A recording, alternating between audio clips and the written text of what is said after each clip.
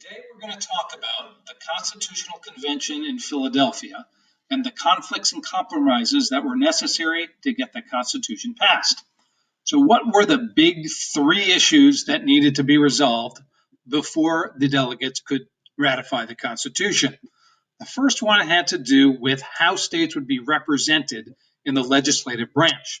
The big states, who had populations that were large, like New York and Virginia, wanted to have the legislative branch based on population, which would give them the advantage. The little states like Delaware and New Jersey wanted the legislative branch to have equal representation for each state. So, how did they resolve it? Well, the delegates from Connecticut came up with a plan, the Connecticut Plan, where there would be two houses in the legislative branch.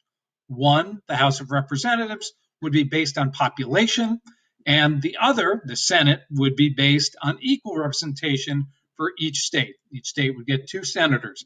This was the great compromise that James Madison included in the Constitution.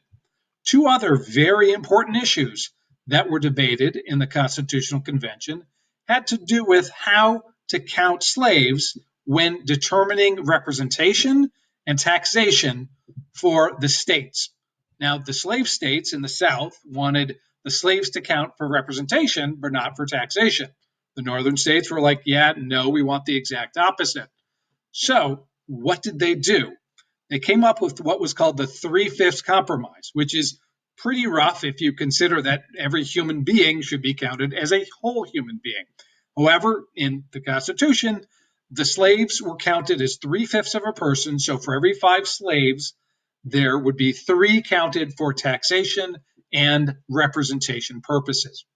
Finally, the compromise that was also necessary to get the Constitution passed had to do with the ongoing slave trade and the regulation of commerce.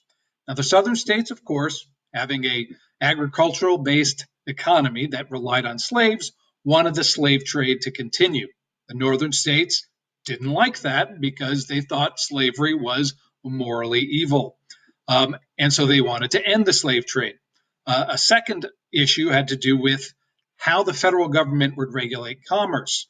The northern states wanted there to be commerce regulated by the federal government so they could trade with their factories and their trade-based economy in all of the states without having to face large tariffs.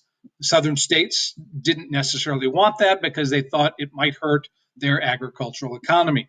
So what was the compromise?